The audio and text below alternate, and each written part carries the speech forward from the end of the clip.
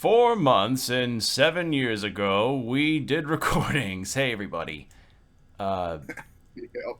So so, freaking nuts. yeah, and it's been even longer since we've done one of these Level Up Yours. I'm Will. With me is This Jordan. is Jordan. You know it. And, Oh yeah, god. it's been a hot minute. And sorry about that. Life happens. It's hiatuses can pretty much come out of absolute nowhere regarding content creation. That happens. And Yeah. I mean, we've finally been able to coordinate some time. I mean, that's why we're talking to you. But the other thing is that we also haven't done a Level Up Yours in a hot minute. And I just think it'd be good to just kind of catch up and talk about some things that have come up that have excited us, and some things that we'd like to share our opinions on, and just kind of discuss channel plans in the future. Because these hiatuses, like, we can't ever. It's hard to really plan around these.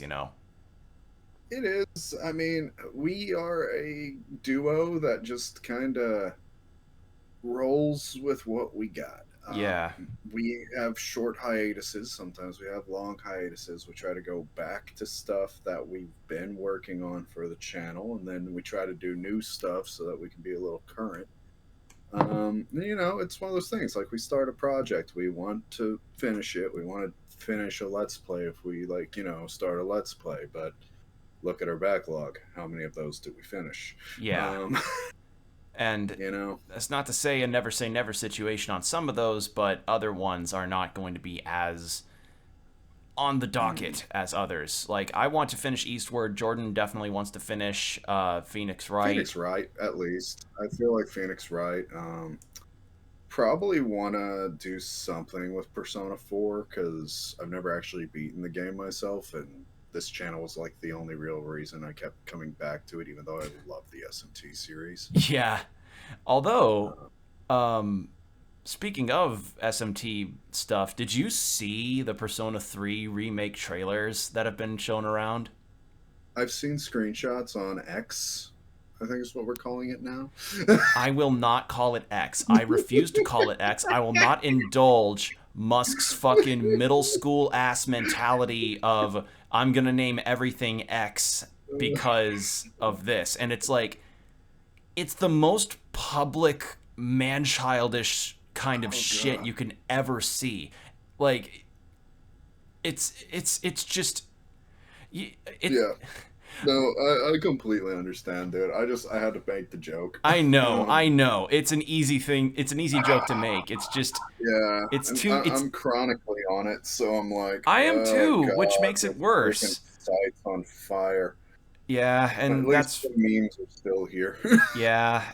Although Blue Sky is apparently like getting more and more traction as far as people going over to it, and it sounds like it has some legitimate improvements. And yeah, the person that created it or that's helping create it in Helmet isn't exactly a bastion of humanity, but at the very least, he's more competent at the job.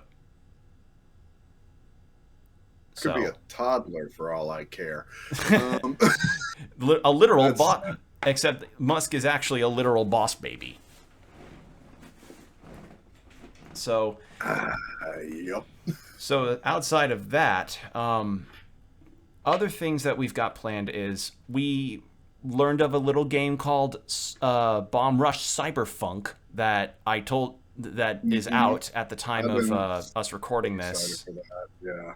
And I think it'd be a good idea for Return to Form to be like, we'll just do that as an LP series, and then we'll try to return to our other series that we want to do. But I just know that when there's a high profile release that both of us are excited to see, I just think the opportunity is too good to pass up. Yeah. Like, it's not a super long game. It's a game we both want to see. I've played a lot of Jet Set Radio. It just makes And I sense. heard some of Like, that funky soundtrack. oh, if you like that soundtrack, dude, one of the artists that is on that soundtrack, Too Mellow, you need to just look up his YouTube channel. He releases full albums and streams all the time. He's got literally a Tokyo Toe, like Jet Set Radio inspired album. He made a sequel to it that's just freaking amazing. And Awesome. he's done like 3 or 4 songs on Bomb Rush Cyberpunk. Like, This as soon as I year, knew Too Mellow was involved, I was like, oh, okay, this guy, he knows how to sound like Hideki Kimura if he wants to sound like Hideki Kimura. He knows how to push it beyond that too. Like, they got a lot of talented artists, but I'm just gonna say, like, if that's the sound you like, dude, just look him up. I bopped to it at work more than once. yeah, I mean this year for games is easily going to be one of the hardest to pick for both Game of the Year and OST of the Year. We have been like this year has been a fucking spoiled year. Like I commented on Twitter before about like this year's release amount has just been absolutely astronomical in terms of just quality game releases. And somebody said like, yeah, it's like we're back in 2008 again. And I don't know, like I feel like this kind of supersedes that considering when your year starts off with Hi-Fi Rush shadow dropping. Yeah, Like I was yeah. late to getting to Hi-Fi Rush. Like I only just recently Make beat it. Devil May Cry good again. That's what that was. Controversial. I know, but But that's why I'm here. but no, Hi-Fi Rush is fucking awesome. Like Oh yeah, no, like great. and I want us to LP that too. Like I've beaten it already, but I want to see you play it because I feel like it will be your jam too. Because it has that similar kind of Jet Set Radio, like fun Saturday morning cartoon kind of vibe. Like it feels like a mid 2000s era time capsule in the best way possible. Mhm. So there's that. Then we've had things like Final Fantasy 16, which Okay, I'm gonna just controversial take here. There was no way for me to get hyped for it. Like, I never saw a story trailer or anything. It was like, oh hey, we made a new mainline you know, uh Final Fantasy. You don't know anything about the story. Here's a giant fire demon. I think it's probably Ifrit. it Here's a is dude E3. looking cool. Yeah, I'm just like, what? You didn't even tell us you were developing an actual mainline game. You focused entirely on 15 for like the last 5 years and all the online They've content. they've I was let just it be kind of known. surprised. They've let Yeah, it I be was. known. Yeah, I just.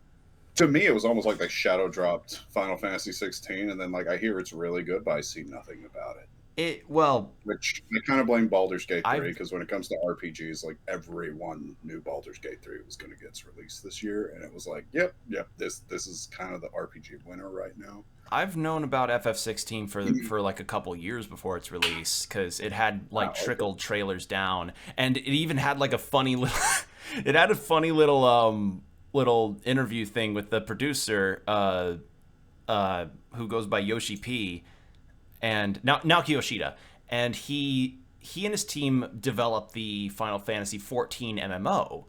So uh, and that's also gotten a lot of love.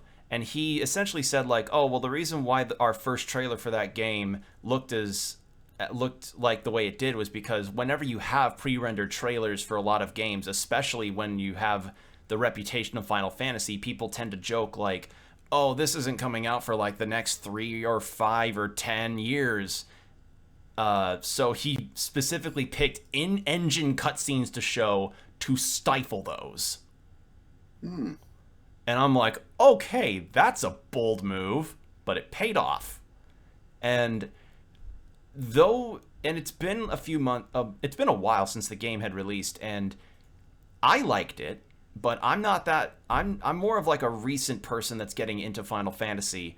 A lot of longtime fans, like the opinions are you either love it or you don't, and it's easily proven to be one of the more divisive entries in the series because they don't have turn-based combat. It is like party-based only with like one party member, and I say that in quotes, and it's a lot more grounded in terms of its story and its aesthetic versus past Final Fantasies. Hmm. And you know, I'm fine with it because I don't have a horse in the race as far as like dogged Final Fantasy following. Like I want to fix that. Like in fact, I have FF7 that I plan on, like the original FF7 that I plan on playing at some point. But as somebody that just likes action RPGs and likes high fantasy stuff, I was on board. And the music in that game is also really good. Yeah. So, yeah, that's one of them. But in terms of other game releases, I mean, shit, Baldur's Gate 3 alone has been blowing up the internet. And it blew up the internet shortly before its release. Jordan, have you seen the Baldur's Gate 3 live stream where they were showcasing like different mechanics and stuff? Not a lot of it. Like, I'll say this: there's a guy at work, literally has Twitch on his computer like 24 hours a day, and I saw a lot of Baldur's Gate 3 stuff and a lot of Diablo 4. Yeah. Like when they were doing it just every time I would pass him in the office. Yeah, so So, I won't. So I'm not going to spoil any plot elements for you in the event that you ever play it. But this is essentially the catalyst, as it were, that sparked far more like raised eyebrows, like Joseph Joestar Part 3 raised eyebrows, like Great Teacher Onizuko what faces levels of moments. And it was when the devs are showing off how like, oh, you can make your own character from scratch, or you can pick one of their pre-written origin characters. And the cool thing is that, you know, if you do that, if you pick one of their pre-written characters, your main quest scenario is what their companion quest would be. They they don't omit that character's backstory just because you decide to play as them. So that's a really cool thing. On top of a lot of other interesting mechanics that they've shown off, like being able to pre-prep explosive barrels in battle rooms so that you can sort of abuse that and blow up a bunch of goblins. But the thing that got people's attention the most was how there's this one druid that you can meet who becomes a party member, and he has the wild shape ability, as druids tend to do, where he turns into a bear. yep. And then That broke the internet. that broke the internet. So you know where I'm going with this. Oh, I know exactly where you're going with this. I think most of the listeners know where you're going with this. My question to you is, do you know what the dialogue was that preceded that scene? None whatsoever. I saw it in GIF format on my Twitter feed, and probably 10 seconds after it was shown. Okay, so this piece of dialogue that arises is how I knew how they guaranteed to me that they not only cared about this game, but that these are D&D players that are making this game. So the druid is a bit apprehensive about, you know, doing it in the bear form, and he asks the character that's there. The devs were showing him off the mechanics in the form of Astarion, the vampire that you can play as, and it's like you're supposed to find out through a cutscene that he's a vampire, but you can clearly see bite marks on his neck, and it's like, come on. But essentially he goes, are you sure you want the druid says, are you sure you want this? It will end up quite large. And one of the responses that you can say to him is, large is what I'm here for. Yep. That was the line that made me go, oh no, like this isn't grim serious. This isn't all grim serious and waxing poetic. That is exactly what a player character would say in a D&D seduction. Look, this is literally D&D, the video game. Yep, and and I already have about 130 hours in it, and I'm really liking it. Yeah, like everything I've seen, it's just like, okay, these are people who wanted to get the D&D experience and put it in a computer game as best they could, and that's why they also capped you at level 12. Yep. And I'm like, you know what? Everything I hear about this game makes me want to play it. It makes me want to relive those high school D&D fucking weekends because I miss them. Like they were fun when I had friends and could go places and just spend 2 or 3 hours at a table and order a pizza at the game shop and get pissed at your D20. what a beautiful time. Yeah. Oh yeah, like I opened the door to a freaking oven, and I was playing like an orc paladin, and literally DM had set a trap in there, and it was like, okay, make a strength roll. I did it. Rip the door open. Then it's like, okay, roll for evasion. And I was like, oh boy. And then do like a con save, and I failed, and I died in one bite of like a highly venomous snake. And I'm like, well, that's D&D for you. Yep. So, Yep. Baldur's Gate 3 and the bear fucking aside, um, a lot of other games are coming out relatively recently that are Game of the Year contenders that again, it's like spoiled, absolutely spoiled. Like, Yeah. and even for some that, like, just in general, a lot of exciting looking entries. Sea of Stars coming out next Tuesday at the time of this recording, Mhm. from the same people that made The Messenger. It's got some Chrono Trigger, Mario, and Luigi RPG style combat, and even the composer for Chrono Trigger, I believe, did some tracks for the game as like a guest composer, and that's been getting a lot of buzz. But Cannot imagine why. easily one of the ones that I got excited for, especially after playing its shockingly long demo, Lies of P. Okay, definitely seen the Bloodborne Pinocchio It is freaking trailer. It's different. it's different, and it has a lot of improvements in it that I wished Souls games had. Like a lot of small things, and there are some things that it brings to the table on its own that does help it differentiate a bit. And it's captured the mood and feel very well.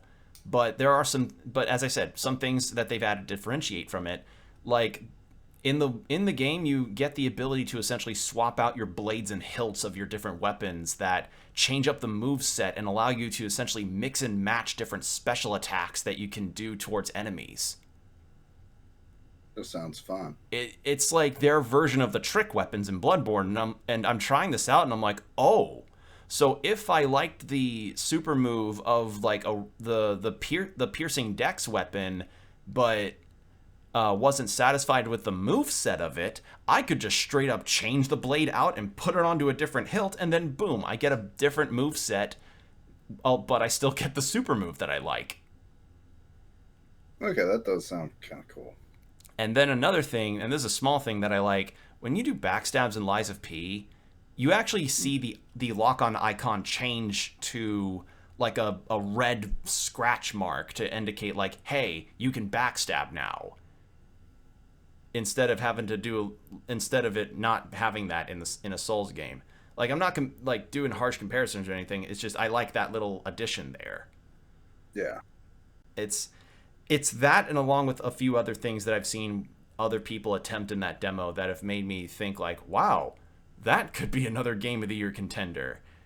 Um, There's a couple of those this year, it seems. yeah, I mean, and even then, just some games that look really cool are going to be coming out soon. Blasphemous 2, I didn't expect that to be coming out tomorrow at the time of this recording.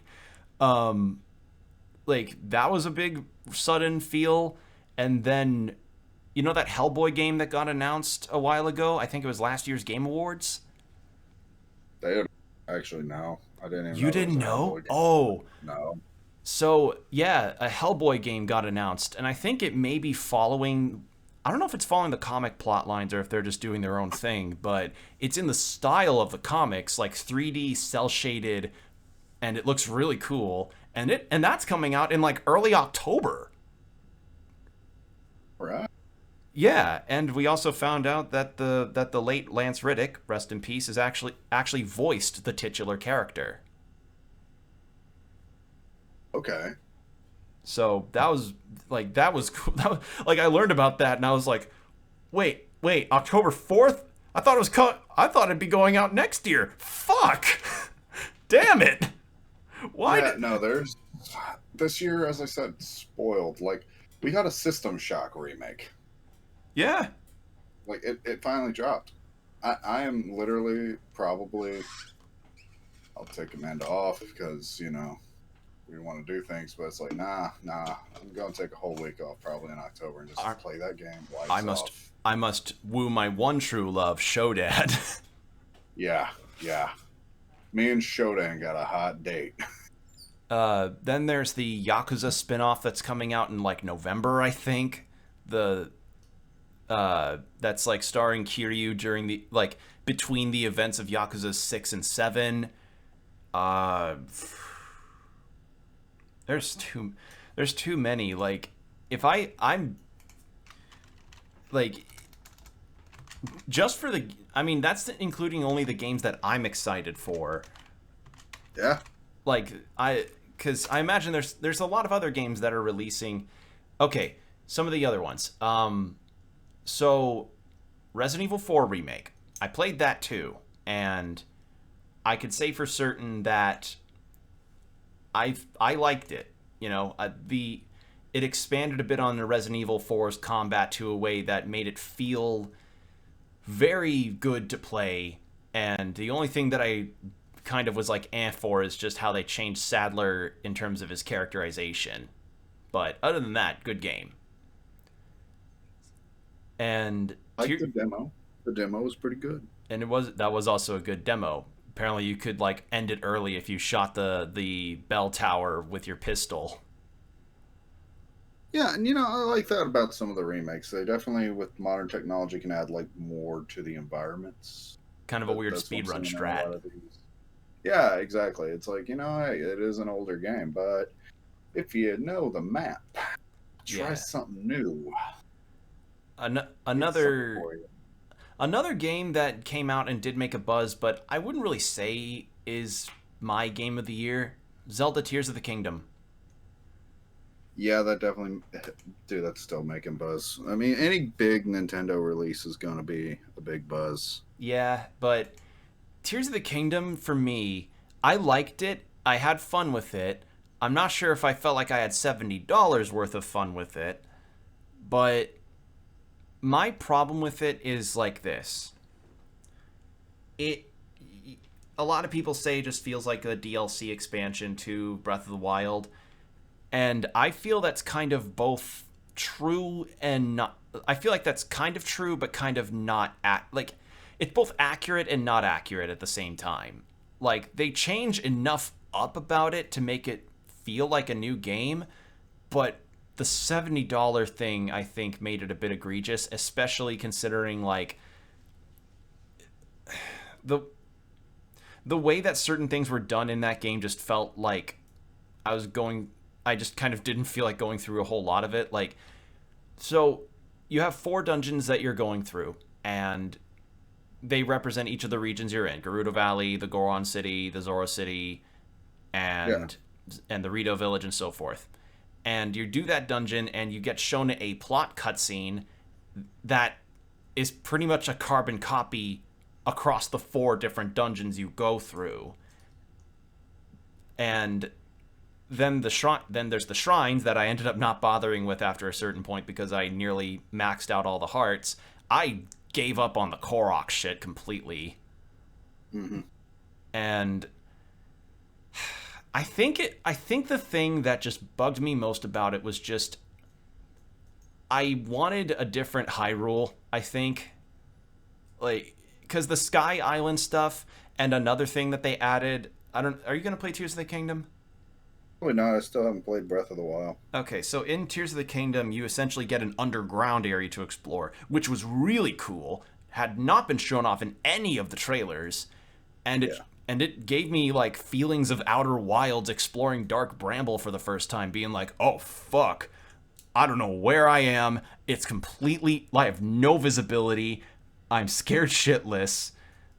But then when you fully explore that, it's like okay, the mysticism and that is worn off, and I'm just still like walking through a lot of land that doesn't end up having a whole lot of anything in it, and yeah, like it's a lot of others have been more eloquent as far as their way of putting their opinions about this down, but essentially I'm of the mind like this.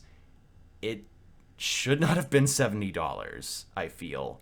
And it had its benefits over Breath of the Wild in some areas, but in other areas it feels like it didn't really take a whole lot of steps forward to label itself as a new Zelda. Well, I mean, for me, the only thing is like this.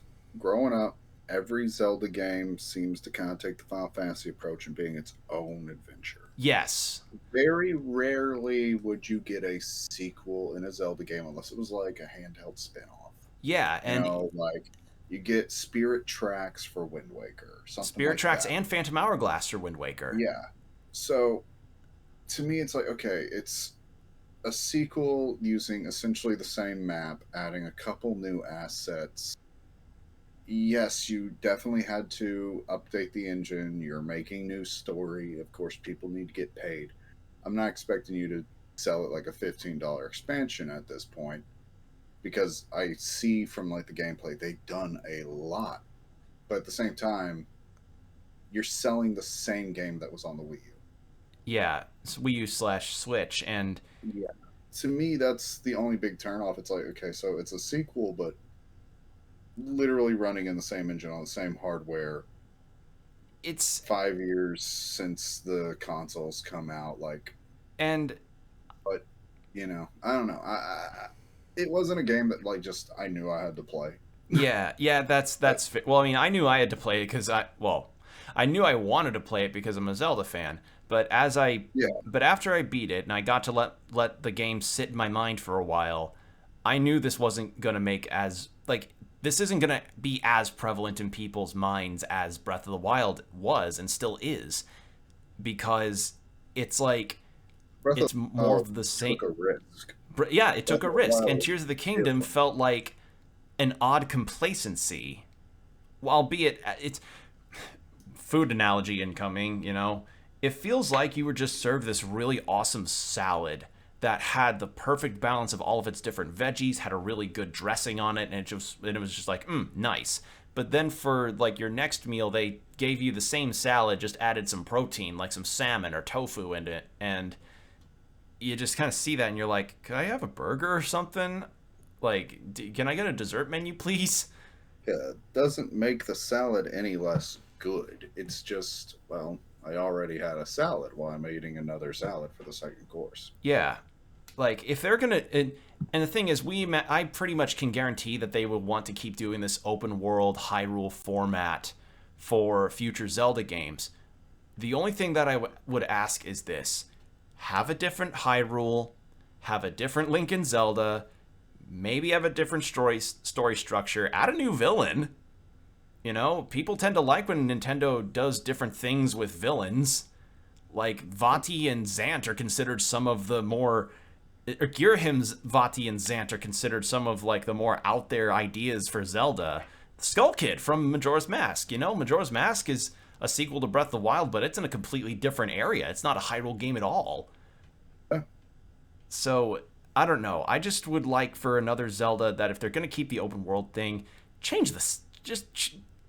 Not don't recycle the same Hyrule again, please. That's all I ask. For me, man, I like Zelda. I like being the contrarian. I know people have been talking about it since I was a kid. And in the last game, you gave Link a horse motorcycle. Push the limits here. Escape the classical fantasy tropes for a minute. Set up the next one and like a freaking steampunk dystopian.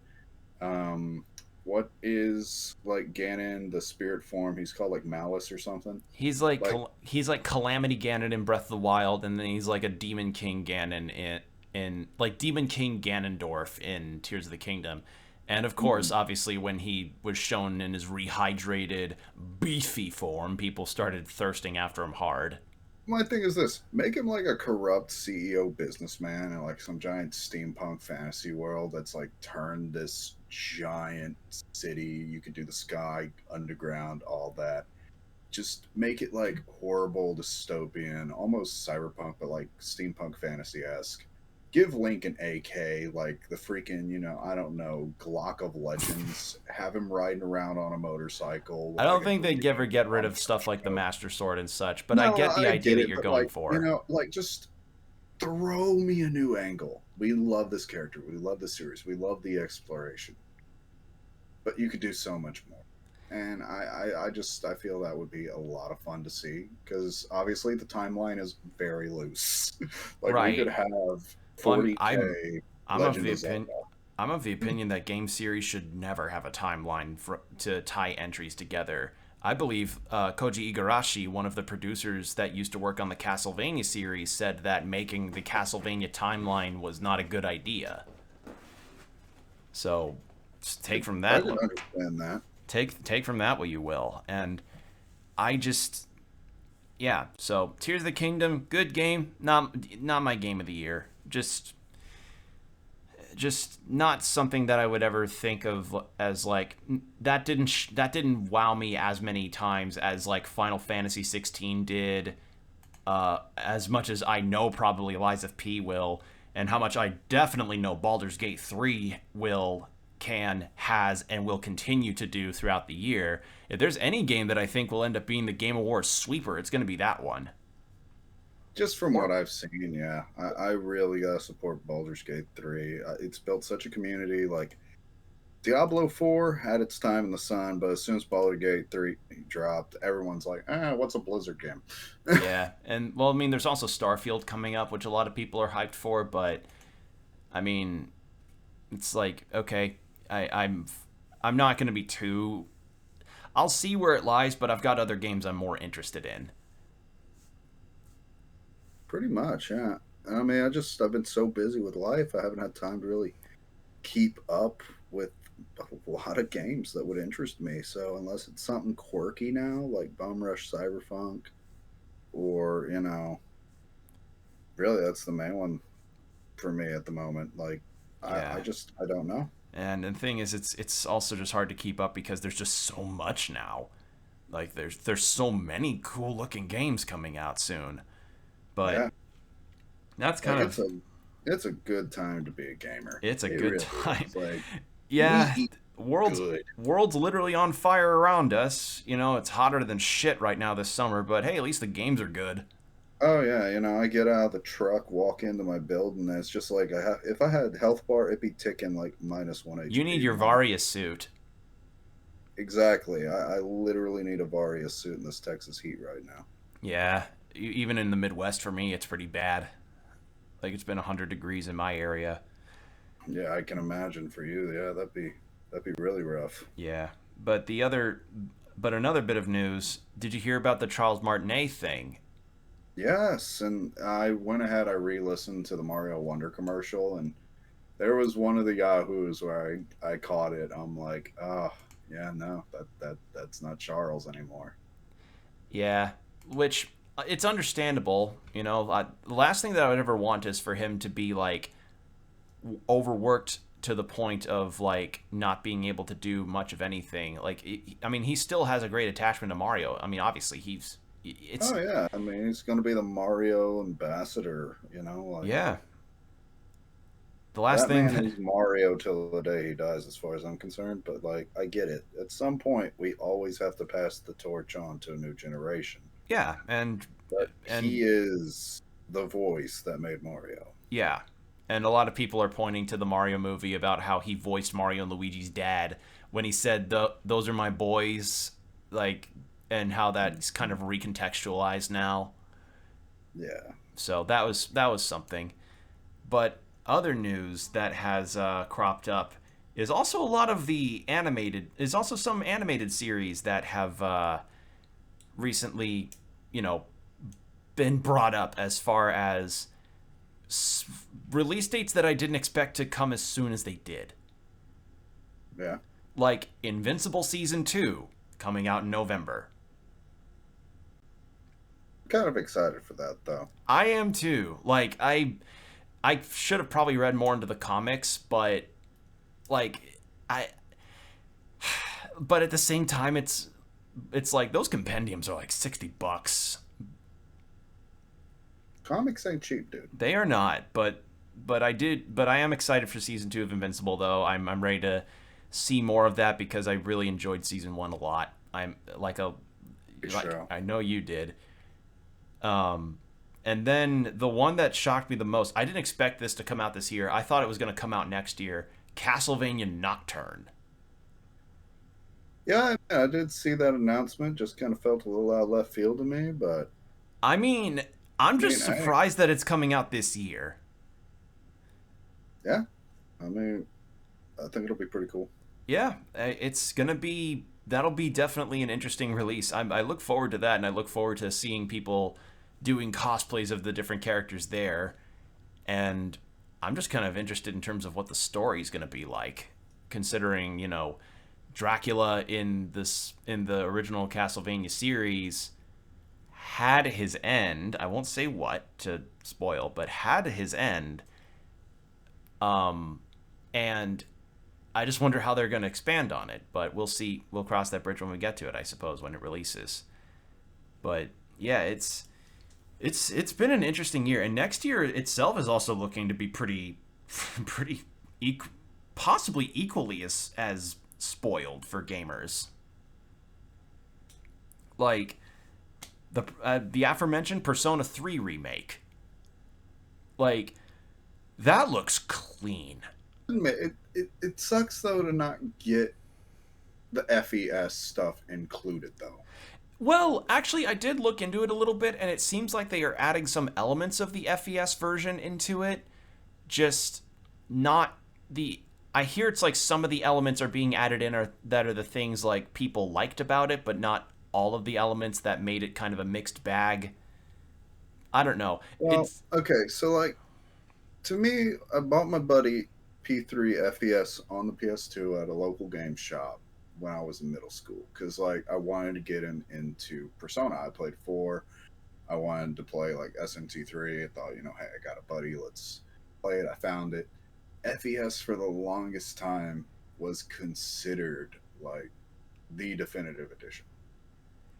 yeah. I don't know if So they added in that extra dungeon in the remake. I feel like they that's did. what I'm getting at. It's like, if they cut some of the content from what most fans consider the definitive edition of your game, it's just like, I don't know, a little tone deaf. But it's good that we're getting a re-release, so like no one's going to complain. No, no, and it's not. And I mean, there is a version there's an older version that is out there right now to play. That's the portable version. Granted, it's not the FES version, but it is a version of Persona 3 to play. True, but getting your hands on it's the issue. No, it's not. Unless Like it's like on PSN, is it? it's like the Persona 3 portable port. It's everywhere. Really? Yeah. Oh, okay. I didn't know that. I just thought they released it on the PSP and that's it. I'm like, dude, the PSP is a decade No, no, no, ago. no, no, Like, no, no, no. if Like that hasn't been re-released, then there's no good way to play it. Like, it doesn't matter that they remade it a decade ago. no. But the this Persona 3 remake though, like oh god, seeing some of those trailers move the way that it does, just like the style of it just feels so like if there's anything that I can say Atlas has adopted well with after Persona 5's like I don't even know how to describe its initial release, like just huge release. They've definitely gone on the more stylistic angle regarding their games and how their UI is and how their just Yeah, everything looks. definitely. And that can be seen also in that new high fantasy thing that's being made by some of the SMT devs. It was like Mephisto. No, I had it up. Let me find it real fast.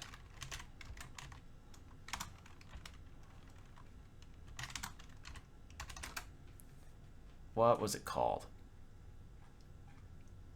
Uh, it started with an M.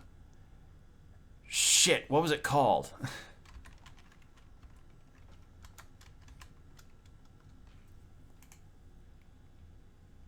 Damn it! All right, I'm not gonna find it easily. It was a new thing that looked really intriguing, but I'm kind of keeping my like brow a bit furrowed and kind of anticipating more trailers to see if I can get a better grasp at what the game's gameplay is like and everything.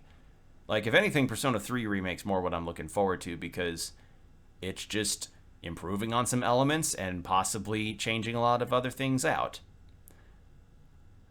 I also just remembered another game that released this year that I'm pretty hyped about, Octopath Traveler 2. I've been playing that a lot. Okay, so you have been playing it. All right. I've been chipping away at that for a few months now, and I can say for certain that that's also one of my games of the year. Because, for one thing, its soundtrack is fucking excellent. It's so good. Like, one of my favorite things that the game does, and I think the first game did this too, is you'll be going through a character's chapter that has a boss fight in it, and as the characters are talking to the boss and getting ramped up for the fight, you hear a more like actiony version of the character's theme before the fight happens. And then when the fight happens, that character theme transitions very smoothly into the boss theme. I mean, that is really cool. Yes. And And thematic. and they've added a lot of things, and they added some things into the game that makes it that did add some clean improvements over the first. And I do really like the characters in this new one. Like, one of the characters you get to select in it, that you can have in your party slash start as, is a cowboy merchant. So that, let that speak to the charm in it. And that's also one, and that's also another thing about how it's going to be so hard to pick soundtrack of the year. So those have been most of the major releases that I've been excited about and have been playing. And it's just been hard to decide on a lot of things because there's so much. Really is. um Like, I know this year I'm just out of the loop with so much because so much has happened and I haven't had the time to really catch up on yeah, a lot's happened a lot happened in this year that, in particular, in my neck of the woods too. Like, both of our necks of the woods people has been really not, it's not been good. It's not all of it's been positive. it. Nah, I mean, we look to gaming because, like, gaming's really positive for us. This is something we love. We want to share it. It's our relief. It's our relief from a lot of the shit that we've been doing. And you know, Jordan does gaming to try and relax from his stuff, and I do my streaming and gaming to relax. And it's just, yeah, it's just been tough because a lot's happened in our personal lives that has made it hard for us to coordinate a time. I'm glad we could at least record today so that we could, catch up with you guys and, So, show I that mean, we kind of apologize if we sound a bit rambly. It's just we're catching up. we're Like, catching up. It's been this has months. been the first time we've really talked in months. Yeah. And, we were like, you know what, let's just record it, get the content out, Yeah, and talk about future catch up a plans, little. talk about what we're excited for, what our opinions are on certain things. Um, and my opinion of another thing is regarding like possible VGAs, the Video Game Awards, is I hope nobody crashes the stage again. And, So, did you watch the Game Awards last year? I think I missed it. So, Game of the Year award came up as Elden Ring, and Okay, yeah, that was everywhere. That makes sense. and also Armor Core 6 is coming out this year. I forgot about Oh that my too. god, yes, I see the ads. I am so excited. We are probably playing some Armored Core 6. Either I'll be streaming it on YouTube or we'll do like a few level up years while I'm playing it. I don't know. We're going to find a time for Armored Core. I love Armored Core. Uh, we may not have ever gotten into that well, but dude, Armored Core, I'm ready for that. I forgot to bring that one up because, as I Yeah. said, there's so many games. Yeah, Armored Core is going to be. Yeah, that's another one where I'm like, hey, boss man, I might need a couple days off. Yeah, You like the know? the Baldur's Gate 3 time off application sheet. Yeah, I found that to be a pretty good joke. I would not have been surprised. Actually, you know what? No, I'm pretty sure some people in my office did do that. But that's what happens when you work in IT. You find a lot of nerds who are like, "Yo, this is my Dragon Quest day. Bye." Yep. So back to the Game Awards thing. So Hidetaka Miyazaki, one of his fellow staff members, both come up to the stage to accept the award. But then you see this young kid come up to the stage too, and then he starts talking about shouting out his rabbi after Miyazaki gives his acceptance speech. And it turns out that the kid just managed to somehow wander on stage to just do that. Just kind of in the same way that somebody runs on a football field because they just think it because for the lulls. I, I guess I hope his rabbi was a cool guy. Yeah. So that was just an end of the show thing where people just kind of made memes about it and then moved on. But Yeah, this past Tuesday, Gamescom is going on right now. So, do you know Gamescom? I've heard of it. I admit, man, I am really out of the loop right now. Like I am Okay. so out of the loop. Well, Gamescom is it's like a week long event thing in Germany that showcases different games that are being released within a given year or the next couple years. And for their first and that and the Game Awards are organized by Jeff Keighley. So Jeff Keighley's like, I want to do this opening night live session where we just get to showcase some of the front runners of the games that we want to show along with some other projects. He's doing this and opening night live starts out okay, and they're showing the Starfield trailer, and they get the Starfield trailer shown and all that. And then this guy in a sweatshirt comes up and tries to get onto Jeff Keighley's mic and says, "Give us GTA 6. We want GTA 6." Before security managed to get him off the stage. So, Wait, yeah, like look, we've got plenty of leaks when it comes to GTA 6. I mean, I think it's the first GTA where we got like a female main character. Like, yo, it's I'm gonna be fun. just Okay, everybody. Like, we're just gonna the thing. wait and try to enjoy it. And Well, the thing is like obviously the guy was just being a shit, yeah, I mean, and we've all done that once or twice. yeah, but the thing is, the general reaction on social media, like, thankfully, Jeff and this whole crew were like they did it gracefully about moving on with the show after that ordeal was done. But I feel sorry for Jeff when like gamer shitlords decide to try and make their own fun like that, especially Yeah, when they just say something that I would see in an average YouTube live chat. Like yeah, I tell you, this past summer when I was watching things like the Wholesome Games Direct or the Summer Games Fest stuff, without fail, I'd be watching the YouTube version of the events because sometimes those are the better quality versions versus Twitch.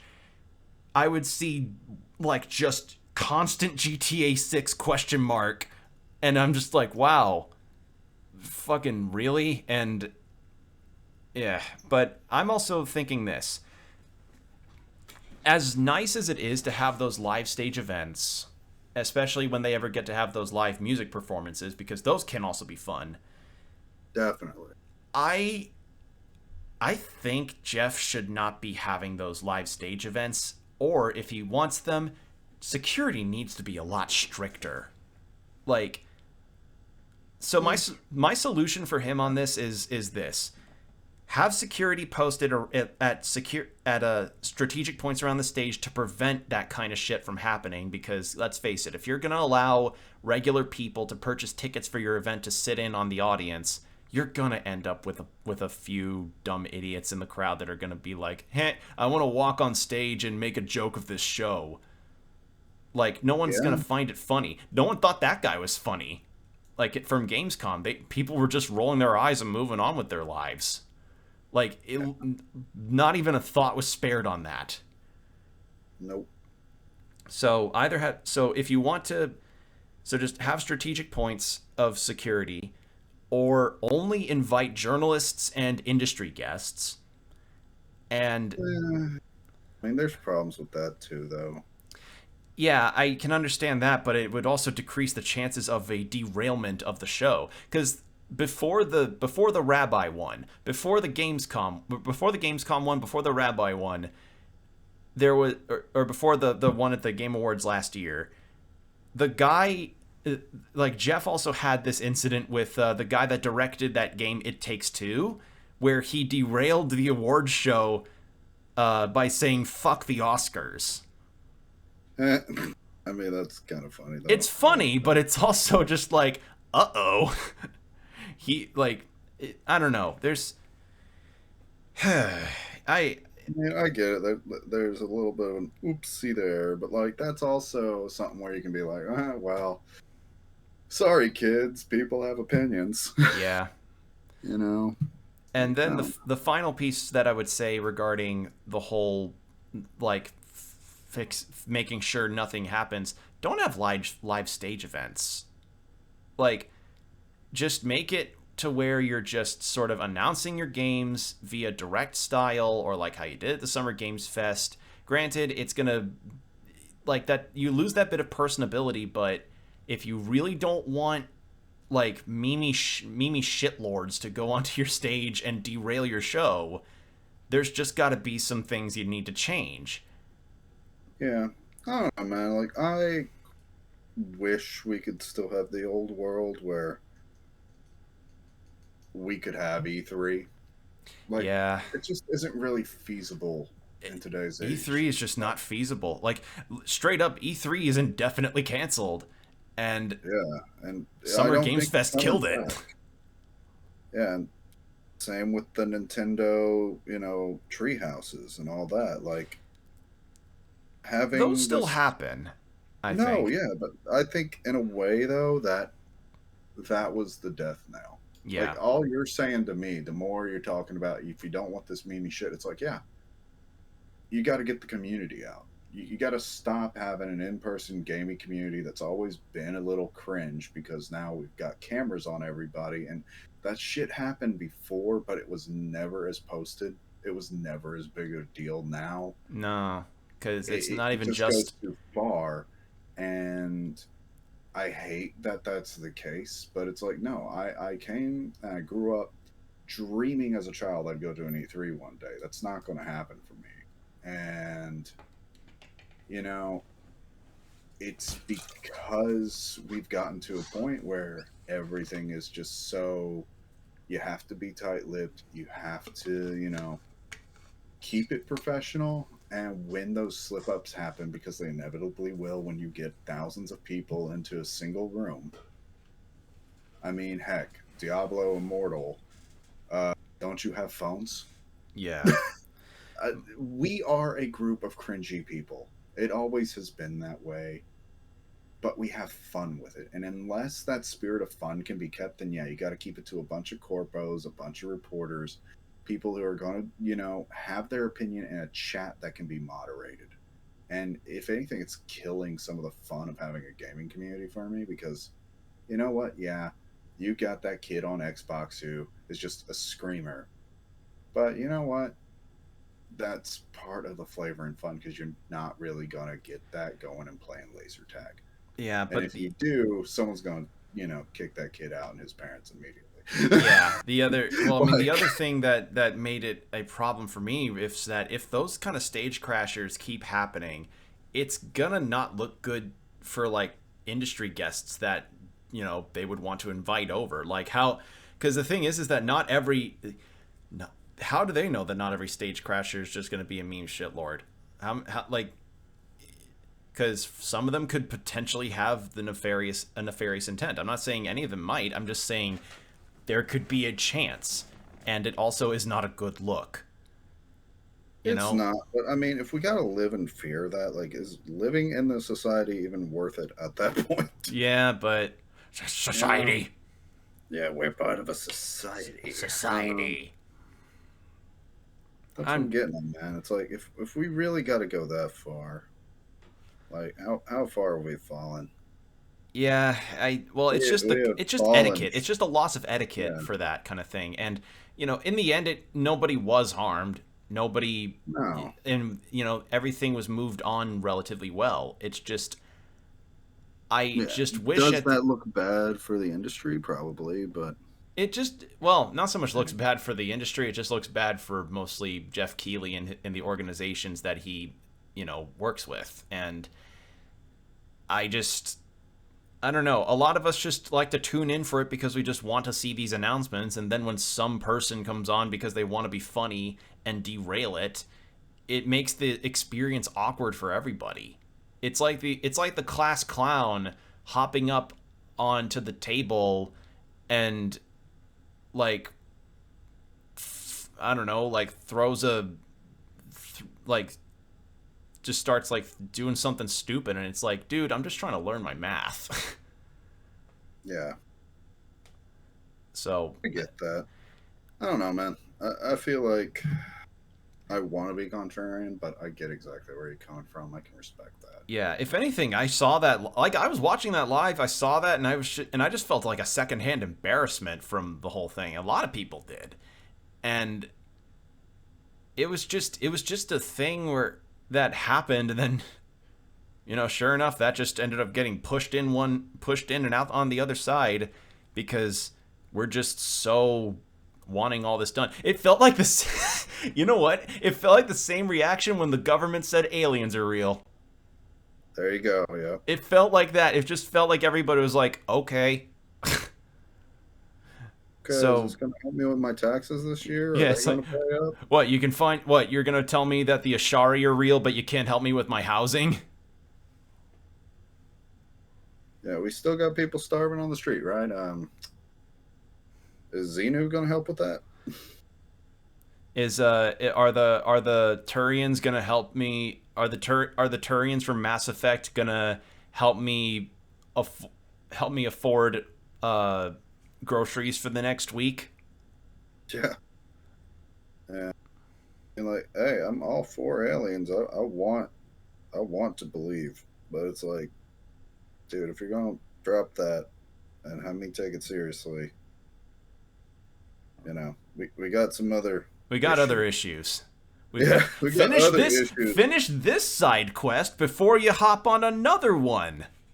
It's like I'm fine hopping on this side quest with you, but we got some other issues I might want us to tackle first. It's like, you've got a goblin camp you need to sort out, but also, or no, I don't know. We just had other pressing things, I guess, Yeah, but yeah, I guess that's kind of most of the talking points that I've really got, or to I hear you. say. So, but yeah, that's kind of been it. It's been like I still am kind of amazed that it's already August because it's like in late August too. I just Yeah, so much happened in the span of the past 8 months that it feels when you're an adult, it really does feel like time just passes by like that.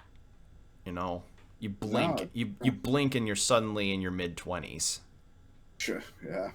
And And if you don't make the time ain't gonna wait for you. You no, just no, God, it does not wait. you've got to take the breaks. You've got to prioritize what you consider important. Otherwise, like you're just gonna miss out, and you're gonna be like, "Yo, where'd the time go?" And it's like it doesn't matter it's gone.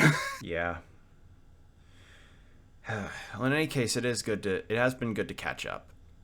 Amen to that, dude. So, thank you all for listening to us ramble about video games and, I guess, just stuff in general. Regarding future projects, as we said, we want to do a Bomb Rush Cyberpunk playthrough, and I do want to get Jordan on Hi-Fi Rush, but we still need to finish the Ace Attorney game, and we still need to finish Eastward, and demonstration's not going to go anywhere. Obviously, that's kind of our main deal. And Yeah, we'll try our best in terms of being consistent, but Yeah, we can't life's just been happening, like we can't hopping control when life between happens. jobs, issues with family, School. school. Just it's it's not 2020. It's not that the world's on fire. It's It just kind that, well, even though if it feels like it. well, I mean, definitely with the summer heat. What I'm trying to say is like, even if it ain't like everyone in the world sharing our issues right now, it feels like, you know what? The world's spinning faster than ever. Like Mm-hmm. AI jumping in at the beginning of the year, Oh people are God, sharing job that AI security. shit. I'm Oh, so. I know. And Oh. just there's so much else happening at the same time. And then it's like there's a new headline news story every other weekend. It's a lot. And, you know, on top of that, trying to keep on a schedule or working full time, taking care of what we have to take care of in our personal lives. Like, as I was saying earlier, you got to make the time because, hell, me and Will, we're good friends. But it's like this channel is kind of an outlet for that. And you know what? We haven't even made time for our friendship in month. Like, we send memes in a group chat, and that's about it right now Yeah, it's kind of. because I mean, in the life end, what is is fucking friendship if crazy. not sending memes and good music to each other?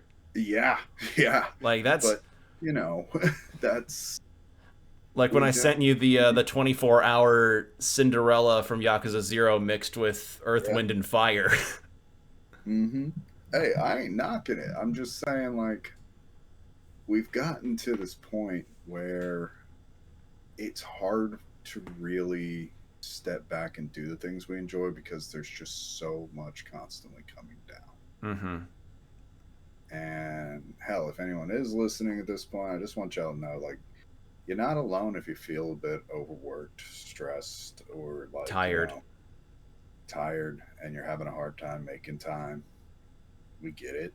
Everybody gets it. And it sucks, but that's the world we're living in right now. The most we can do is just do our best and, you know, keep pressing on for a better day tomorrow. Like, Yeah. nothing is going to change unless you try to be the change you want to see. And that involves more work that's going to make you more tired, which is going to suck more, but we just got to hope that in the end it's worth it. Yeah. Just. Yeah, it feels like I'm remembering one of the ending lines from Live Alive, which is also a game. Obviously, I don't think we like. I want you to play it, Jordan, but I don't think we could let's play it because apparently, like the finale of that game is like a copyright landmine at the finale. But it's a similar idea. Like we gotta make of what we can right now, even if what we can have is not a lot. It's Yeah. because it sometimes does kind of feel like a bit of an endless struggle right now, and either endless struggle or a constant grind. But I Yeah. mean, It's if we can at the very it's least, rough, guys. It's rough out there. it's rough, but we can. I think we can make it. You can make it. Jordan and I can make it. I think we can make it. So much love, everyone. I guess we'll see you in the next upload. Thank you for listening to this first level up yours in a hot second.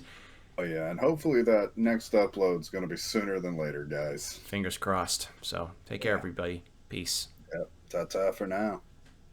Thanks for watching. Subscribe to Open Couch Gaming for more video game antics.